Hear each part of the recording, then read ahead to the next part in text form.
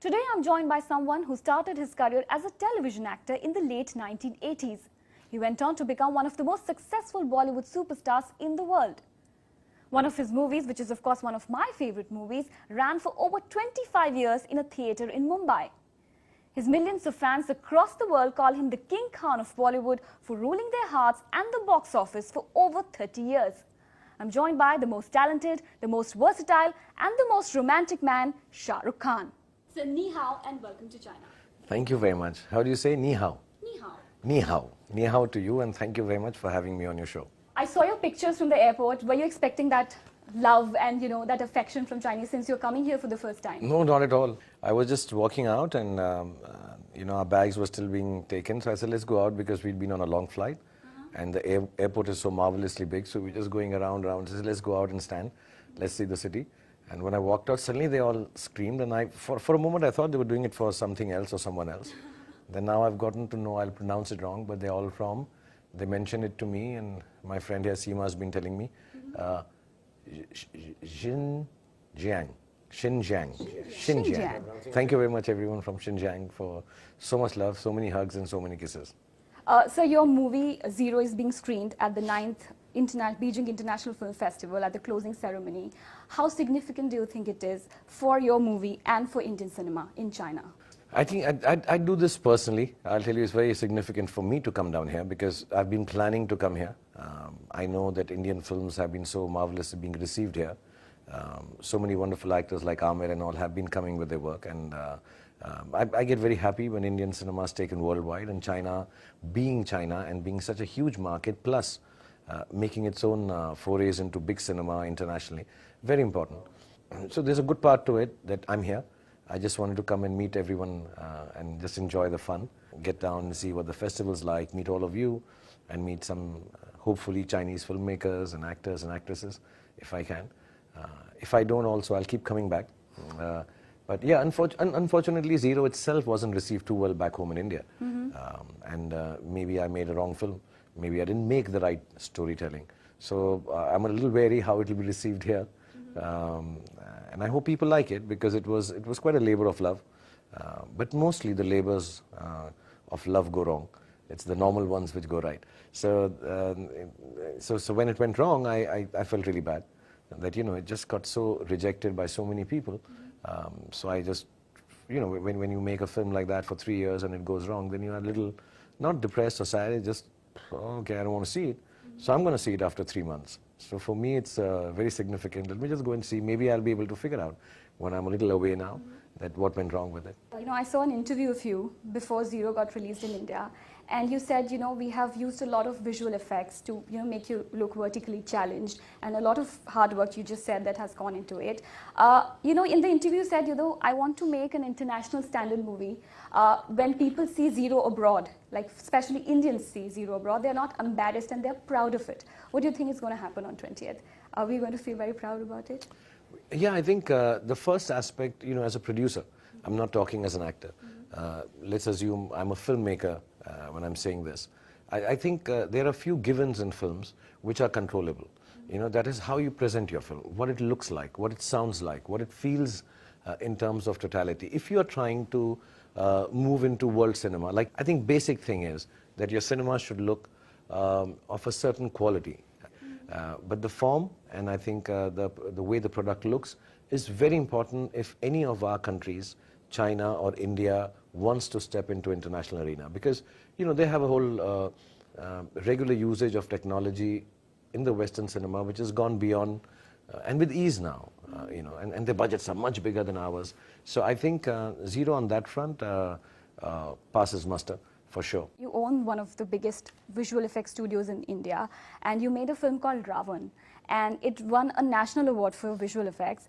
And in China, we have a movie called The Wandering Earth. They did the same thing. It was a sci-fi movie with lots of visual effects. It did really well.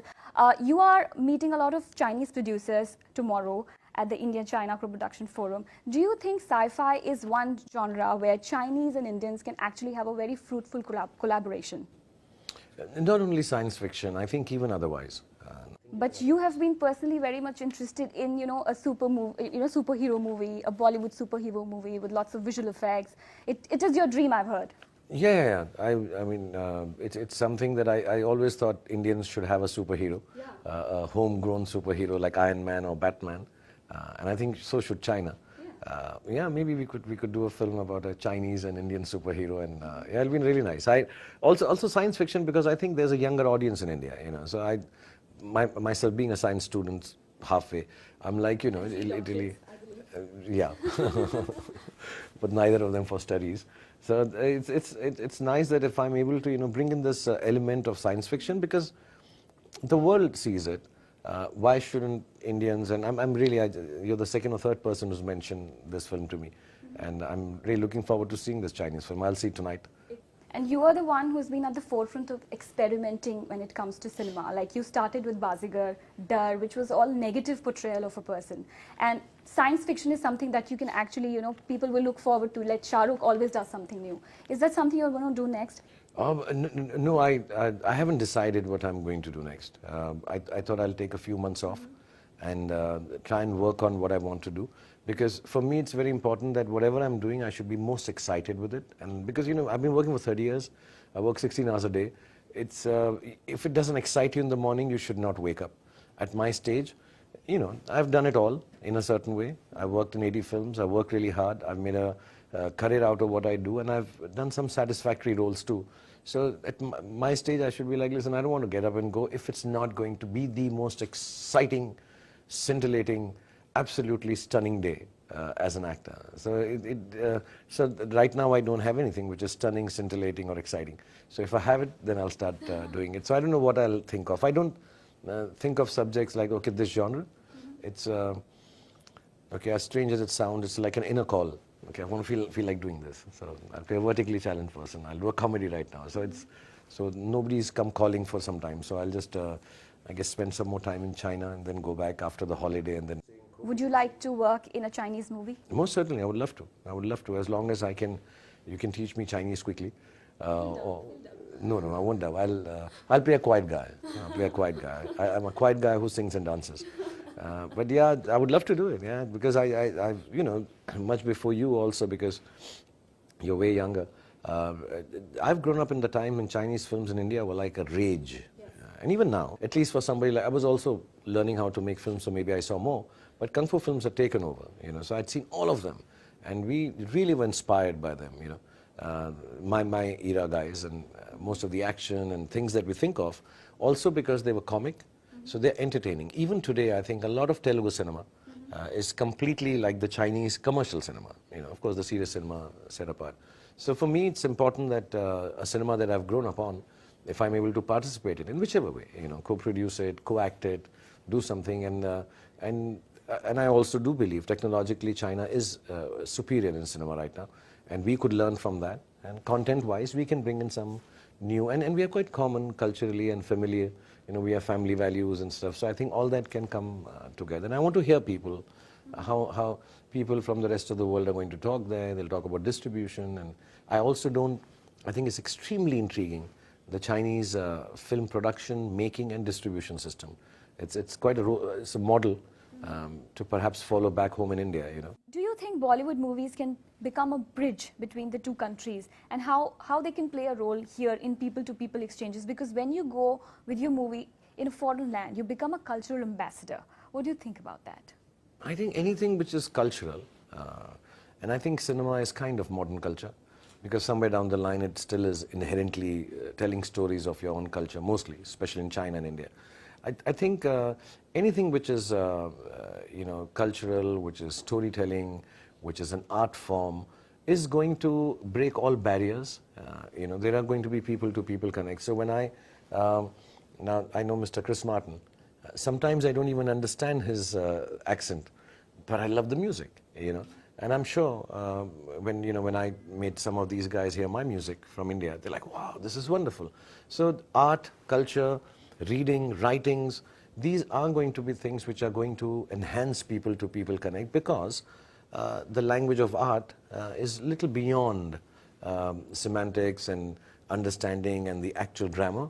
So most certainly, I think I think China and India, like I said, the family values, the way we stick to teacher is revered, family is loved, I think these cultural bindings do help, especially in countries like India and China, which are so steeped into culture and tradition.